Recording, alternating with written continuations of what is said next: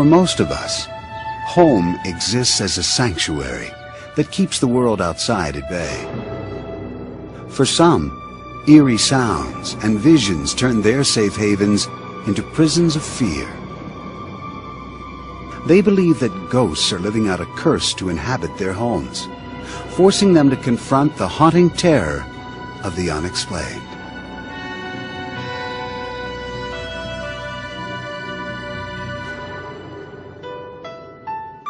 Since the day they married in 1987, police officer Tom Brown and his wife Linda had dreamed of owning a home.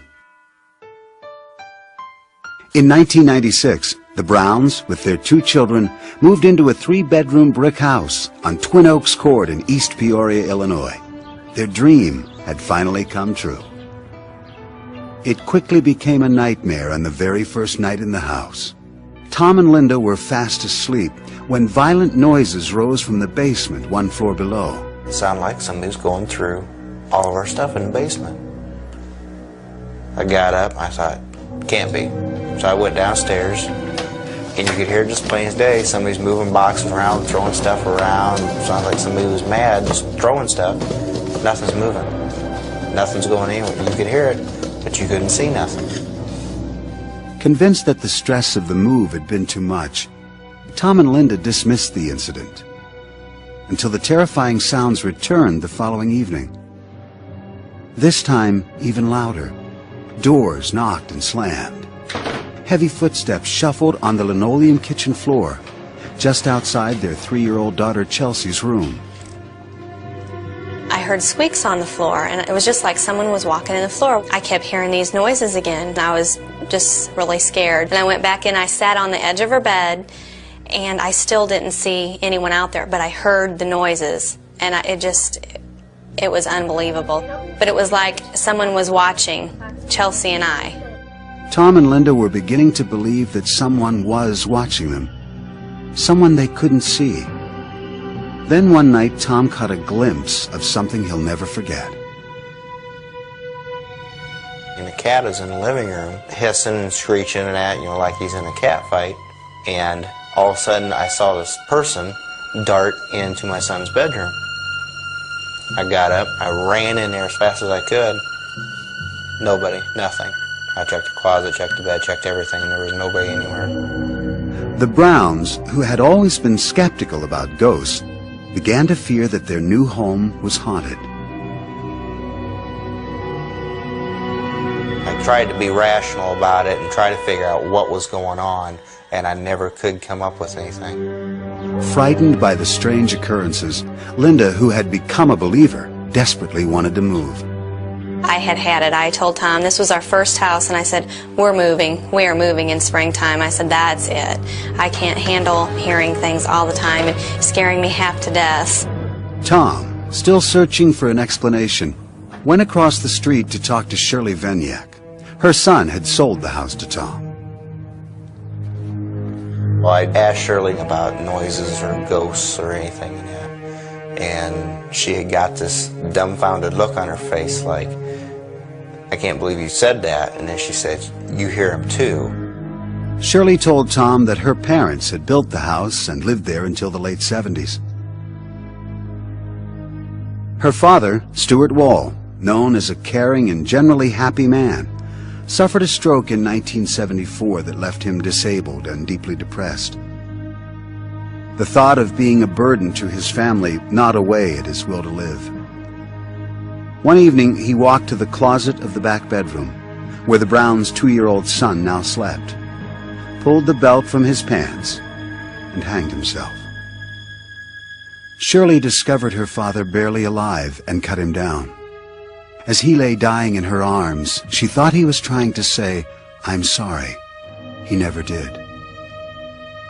Shirley told Tom she believed the spirit of her father was trapped in their house, still trying to say, I'm sorry.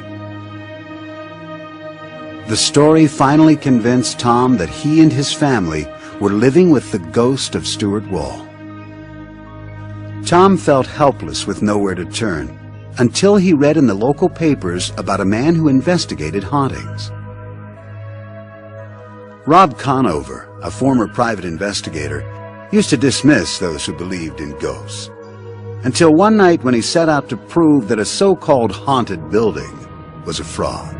I was very sure there was nothing there, and things started to happen to prove otherwise. I walked through the door, and as I did, it felt like thousands of little cold icicles blew through me. And it got quiet. And I said, they're gone. And I think it was at that point, I said, there's something to this. And when I came out the next morning, I had a whole different attitude. This experience made Conover a believer, forcing him to change his title from private investigator to paranormal investigator. From then on, he devoted himself entirely to ghost busting. After he spoke with Tom about the supposed ghost of Stuart Wall, Conover reluctantly agreed to investigate. There are a lot of times I have to go tell people, no, you don't have a spirit, this is what's making the noise, whether it be a unruly refrigerator or air circulating through the vents at a certain time, causing a sound that sounds almost human-like footsteps or moaning or screaming or things like that. The Ghostbuster claims, however, that he can tell when a ghost is real. He says he is sensitive to what he calls energies in houses that contain spirits. He searches for supposed cold spots, which he says signal the presence of a ghost.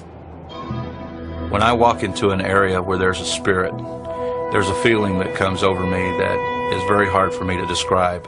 The closest I can get is to say it's like a cool electrical shock without any pain, from toes to head. After the initial interview with Tom and Linda, I did a walkthrough and definitely picked up feelings. This is the room where it took place, isn't it? Conover sensed the ghost in the same places where the Browns had heard the noises. He was certain that Stuart Wall had become a tormented spirit, prowling the halls of what was once his home, and now his purgatory. Conover resolved to help the ghost find his way out of the land of the living and into another level.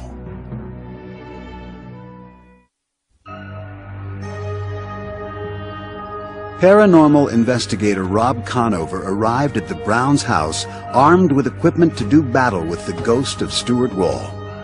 20 years before, Wall had committed suicide in the back bedroom. Conover believes that his tormented spirit now prowled its halls, and he was confident that he could coax this troubled spirit through the light, his term for moving ghosts from this world to the next. When we pass away, we're all confronted with the light. And for us to stay on this side and not go through the light, the reasons for that are because we're attached to a person, place, or object on this side that we feel we have to protect or be with. Conover and his assistant began to walk through the house looking for Stuart's presence. Tom Brown, the owner of the home, and Shirley Vaniak, Stuart's daughter, followed closely behind them. I felt Stuart's presence. These stockings began to go back and forth by themselves. And I said out loud, so Stuart, you have my attention now. Do I go in the house or do I go in the basement? And at that point there was a loud bang in the basement. So we went down into the basement and his presence felt big time. They focused a video camera on the room, lit several candles, and turned out the lights. With a Bible in his hand, Rob called out to the spirit, asking it to show itself to Tom and Shirley. Stuart, I know you're down here. I explained to Stuart that God is a merciful God, and Stuart had been a good person all of his life. He had helped many, many, many people, and I believed that God had a place for him on the other side and was waiting for him. After more than an hour, the supposed ghost still had not responded to Conover, but the investigator was certain of the spirit's presence. I could see Stuart's ectoplasm. The ectoplasm is the energy that goes in front of a spirit that helps him move through the air. It's made up of electricity and energy. And I was able to see that. Again, he pleaded with the spirit to appear, now worried that it might totally ignore his request. And when I had about reached the end of my rope is when the hallway in the basement filled with this beautiful blue light that was very dense. You couldn't see through it at all. I didn't see the light at first until Shirley nudged me and said, "See, look." And then I moved my head over and saw it, and if I would never saw it, I'd never believed it had happened. To me, it was like a bluish green light. It was extremely light, bright, like a welder welding. Then, in a matter of seconds, the blue light faded away. It was at that point that I took my Bible and I stood up and made contact with Stuart and helped Stuart cross over into the light. The house felt like you had 150 guests in the house and you was cram-packed and you couldn't fit another person in, and all of a sudden everybody just left and shut the lights off. It was just a very empty feeling, like nobody was there no more. And you was all by yourself. Conover says at that moment the ghost of Stuart Wall left the house forever. The investigator immediately turned to the camera, excited about seeing the event on tape. This is what they saw. Yeah. Guys. Oh, look at the light. Tom, being a policeman, said, "I want to look at your videotape because I know that light's on the videotape." We put the videotape in, you heard our conversation, but there was no light on the videotape. And Shirley said, "Why?" And I said, "Because we were the only ones meant to see that light." Since that night, calm has returned to the house on Twin Oaks Court. The mysterious sounds and terrifying visions are gone.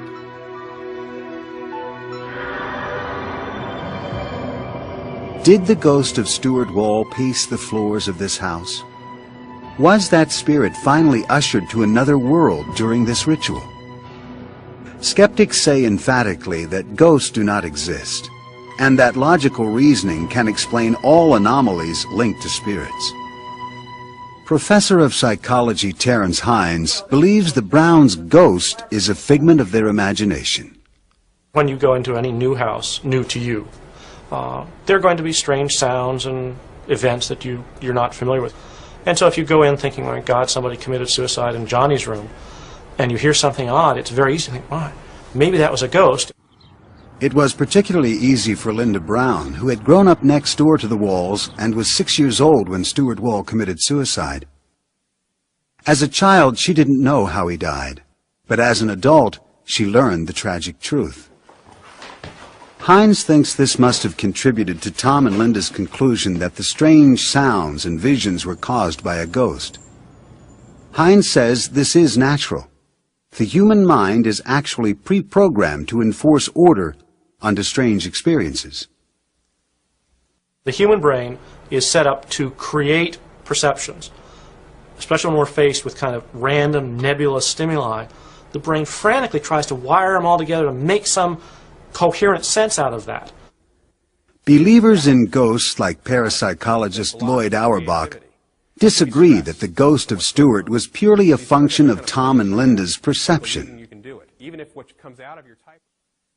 He argues that when several witnesses are reporting the same or similar experiences, as happened in the Brown house, those witnesses must be taken seriously.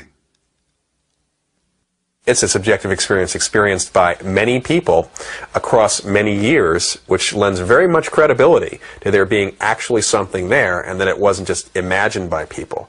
And that's what we look at, is how many people, how many witnesses there are, what kind of corroboration we get. Witness testimony in hauntings seems to be fairly consistent. Eyewitness testimony is unconvincing because you can get eyewitnesses who will swear on the proverbial stack of Bibles that they've seen things that we clearly know don't exist. For example, you can find, if you go back to the Middle Ages, you can find people who swear that they saw witches flying on broomsticks across the sky. And I have no doubt that they really think they saw that. Conover and the Browns are certain they saw a blue light. But Tom Flynn, a skeptic who has examined hauntings, says that if they did, it should have shown up on their videotape. Video cameras respond to the same spectrum of colors that the human eye does. So if you're pointing a video camera at something and you see a blue light, so should it. So I think it's very revealing that these three people report that they've had this experience, and yet their own videotape doesn't verify it. Flynn also says that several of Conover's claims that he feels a presence can move spirits through the light, and is able to see ectoplasm, are based on mythology, commonly used by those who believe in ghosts. One of the stock tricks that spirit mediums would do at their seances, starting about in the 1860s, was to produce ectoplasm. We know now that 19th century mediums were using sleight of hand tricks, but out of this came the tradition that this ectoplasm, this kind of semi-material stuff, existed that pertained to the ghosts. Believers say that Conover may be relying on terms from popular culture, but his ritual appeared to be effective. Since Conover's visit, the Browns are no longer plagued by mysterious noises and phantom footsteps. The Ghostbuster that came into Tom and Linda's house may have had some genuine ability to affect the environment. This one Ghostbuster did something. What he did worked. Professor Finuke encounters that the best way to eliminate imaginary ghosts is by using imaginary ghost busting. This is psychological relief more than anything else. In other words, he said the things these people wished to have said. He did the things which seemed to be appropriate to what they wanted to see and hear. Was the apparition of Stuart Wall's ghost a shared vision or a shared illusion? Does the mind make the senses lie? Or do troubled spirits of the dead roam this earth? The answer depends on your belief in the supernatural. For some who say ghosts haunt their lives, relief comes when the spirit leaves or the victims depart. For others, no house can be a home. For these families, there is no respite and no escape.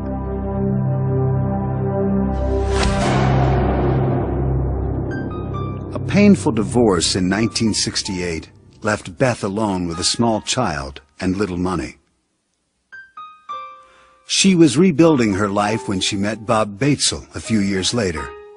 They fell in love, got married, and Bob adopted Beth's daughter, Leah. In 1971, when the Batesels moved into this two-family house in New Brunswick, New Jersey, the young family's newfound happiness would be fleeting.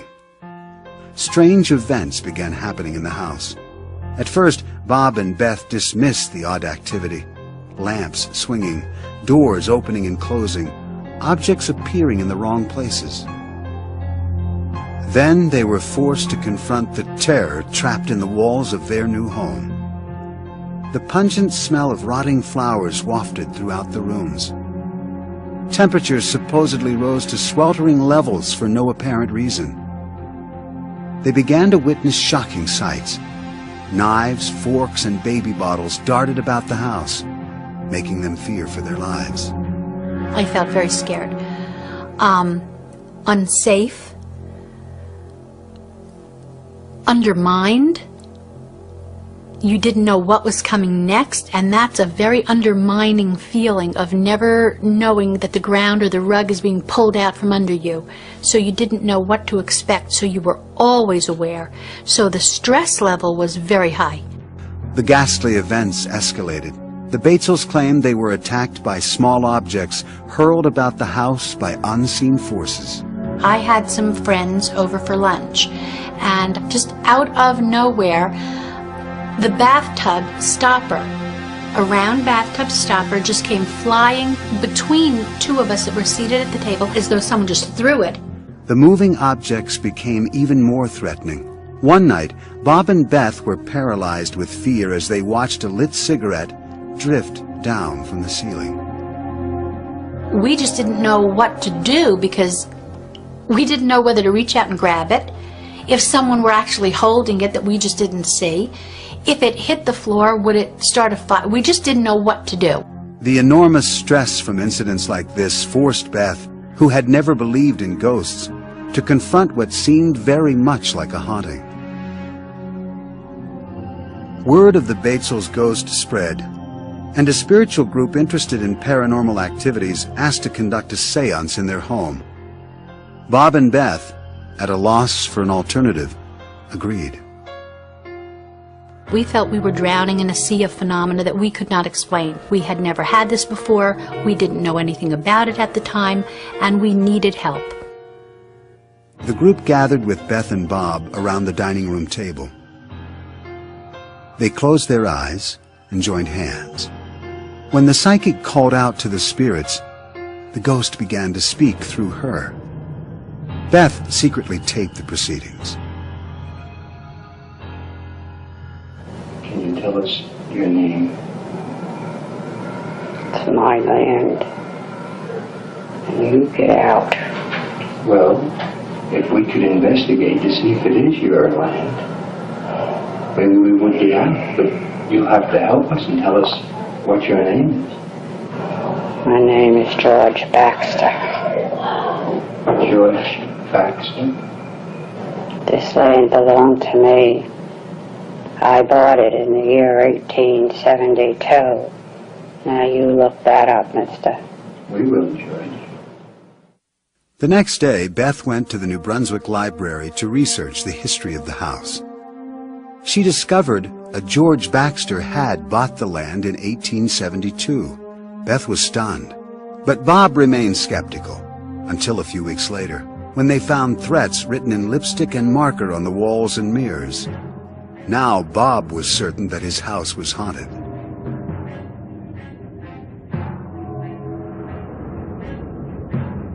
The angry ghost became brazen, scribbling harrowing messages to the family. What you see here are the actual notes that Bob claims were written by the ghost. As the alleged hauntings escalated, the Batesels could no longer keep their 8-year-old daughter safe from the ghost. I knew something was going on. You'd have to be an idiot not to know something was going on when on your 8th birthday you wake up in the morning and there are red crosses all over the walls and the words "Go Dead" written. In 1972, Beth gave birth to their second daughter, Lisa. The threat to both children loomed larger. According to Leah Batesel, by that time the ghost had already done irreparable damage to her childhood. It is a hell house. It's the house from hell. As far as I'm concerned, that house destroyed what prior to moving in there was a normal 4-year-old girl. I hate that house. Beth grew to hate the house too. She knew her daughters were frightened, and she felt that she had no way to protect them. When you touch my child, that's the line. And that's what happened. There were a number of incidents, a couple in particular, that were very, very focused on our children, and we felt that that was it and we had to leave.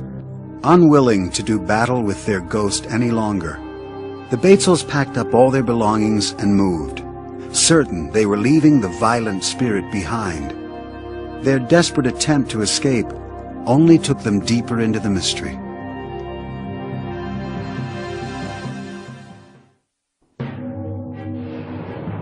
Bob and Beth Batesel and their 2 young daughters fled their home in New Brunswick, New Jersey, believing they were escaping the terror of the ghost that haunted them there. For 4 years, the Batesels lived in this house, where they were harassed almost daily by ghostly threats. Now they were searching for a more peaceful abode. The Batesels moved to an apartment in Clinton, New Jersey. The persistent ghost followed, and only became more hostile. The Batesels claimed that an unseen force shoved Beth, Bob, and Leah down the stairs. They moved again. This time they moved further away, to Flemington, New Jersey. They had barely finished unpacking when one morning, to Beth's horror, she found a butcher knife impaled in the kitchen door frame. She knew then they had not eluded the vicious spirit. Once again, we moved into a new place, hoping that the phenomena was over and it would have stayed far behind us, and we could just pick up where we always were, trying to be a normal family. From 1971 to 1985, Bob and Beth moved 11 times. and their lives were anything but normal. We lost friends because we couldn't explain anything, and everybody was looking for an explanation. Everybody would blame us. It's happening to you, therefore, it's your fault. With no one to turn to, they united to battle their demons. They built their last house from the ground up in Lake Ariel, Pennsylvania, hoping the fresh start would finally eradicate the ghost. It didn't. The first weekend after moving into the Lake Ariel home, a ghost left the Batesels a most horrifying welcome.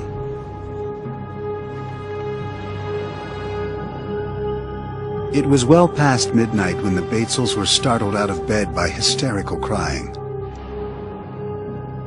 Rushing to their daughter's room, the Batesels found her terrified, screaming that her cat was hanging by its neck from the doorway with its eyes gouged out. The Batesels saw nothing. This ghost-like apparition had disappeared.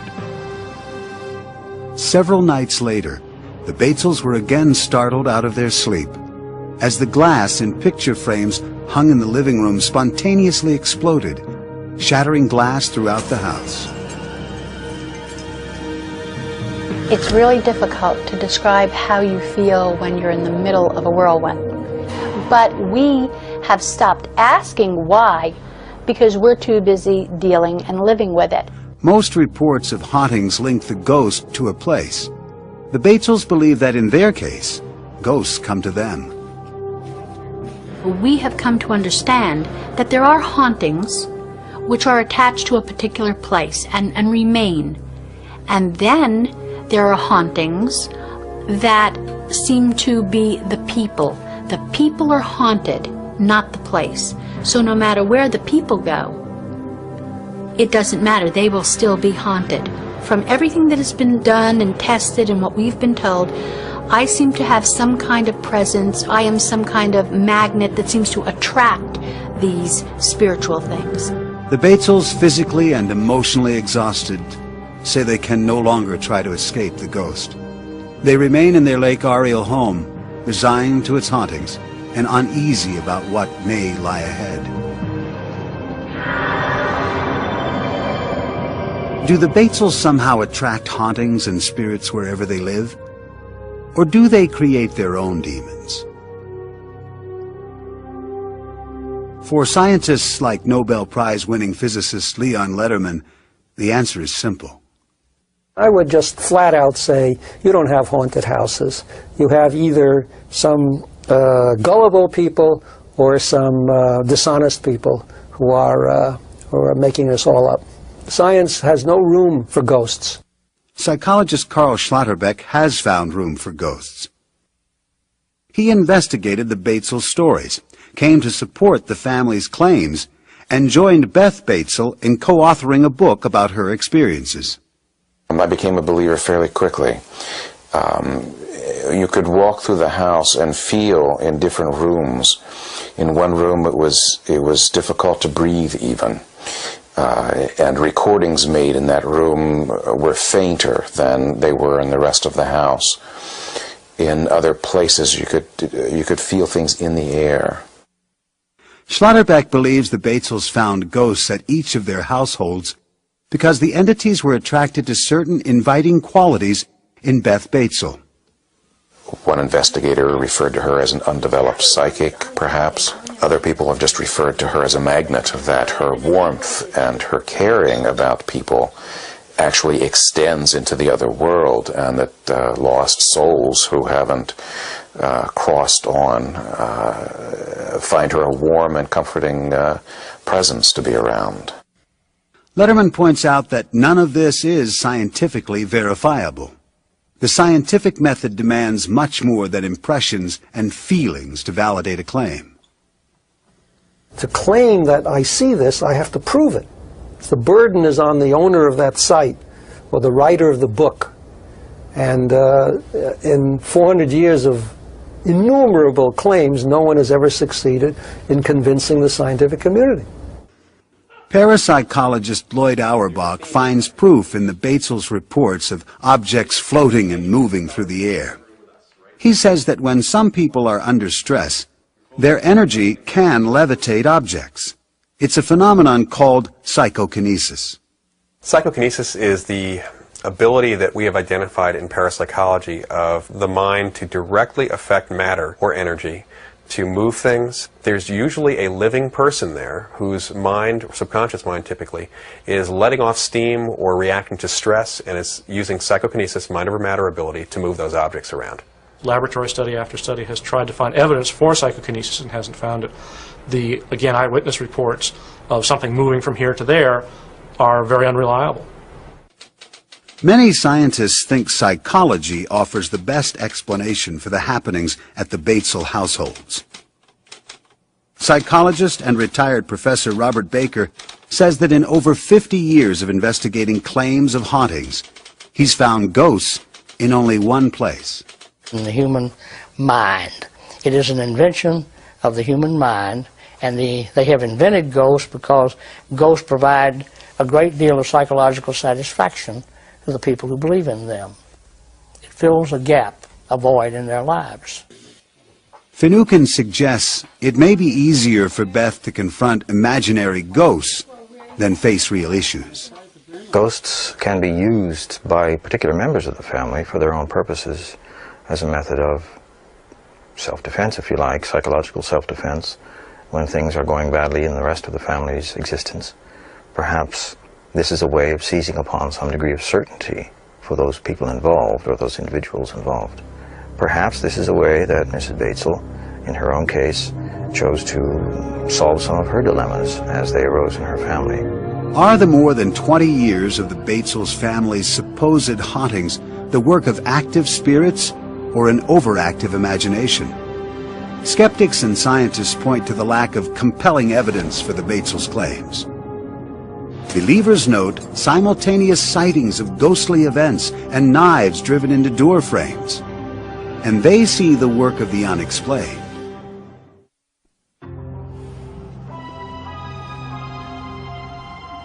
For centuries, Native American elders have passed down legends that tell of hidden places deep in the mountains of Colorado. For the spirits of the dead, these sites are sacred portals that provide passage in and out of this world to the next. For the living, these places are mysterious gateways that offer a glimpse of the unknown.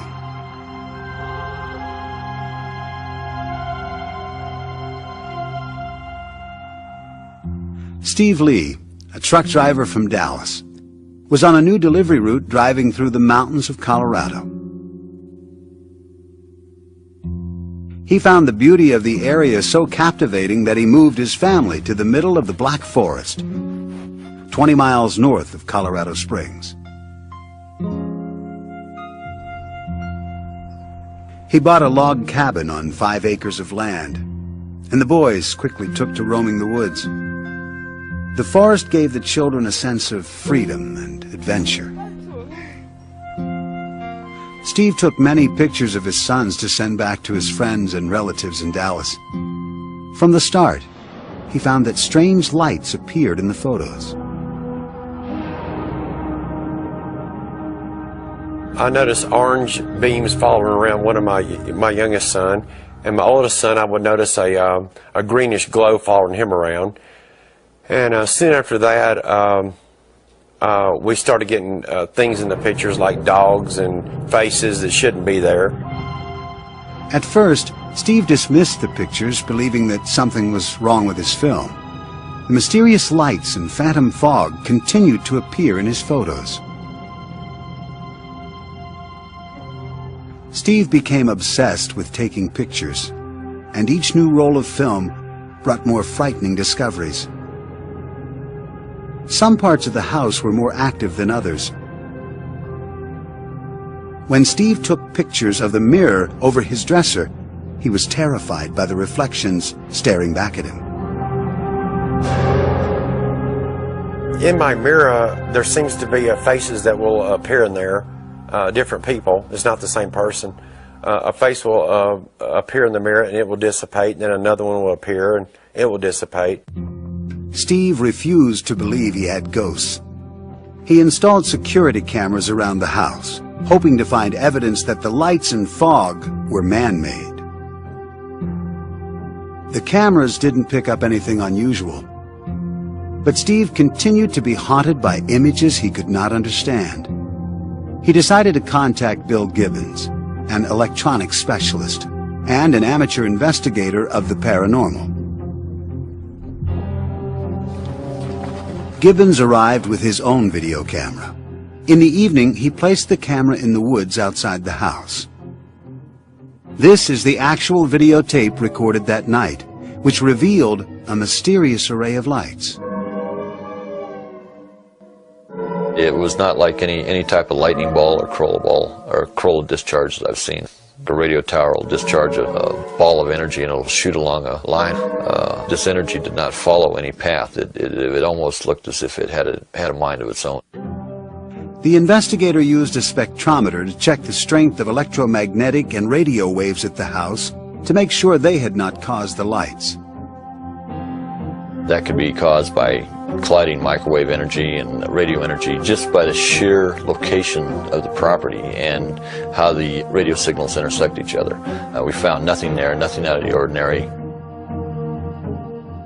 The investigator then used a compass to look for magnetic disturbances.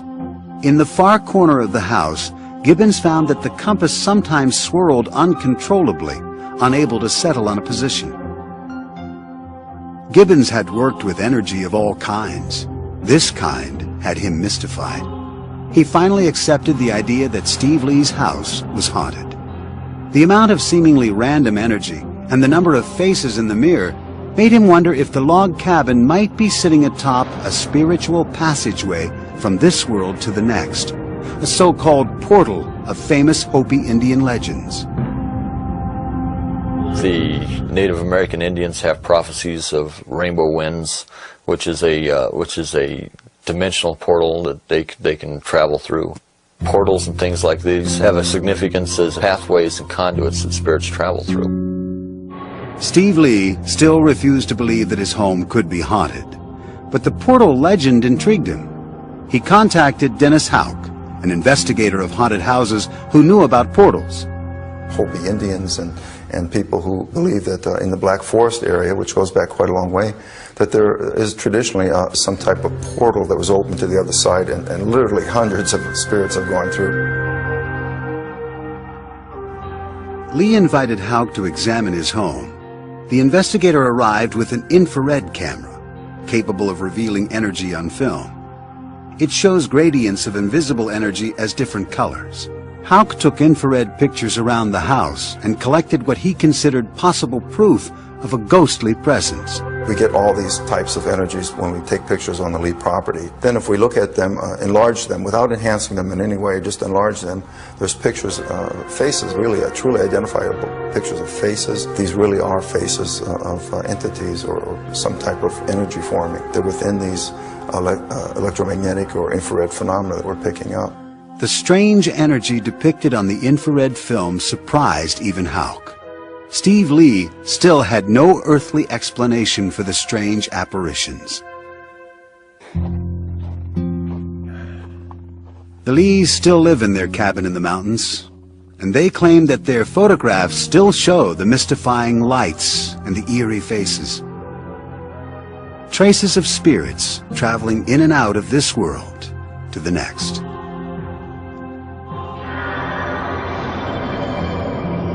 Is the Lee house filled with spirits moving through a legendary portal? Are the surprising photographs evidence of a new kind of energy that allows ghosts this passage? Scientists and skeptics offer a resounding no. Tom Flynn, a photo expert, believes many of the anomalies on the photos have logical explanations.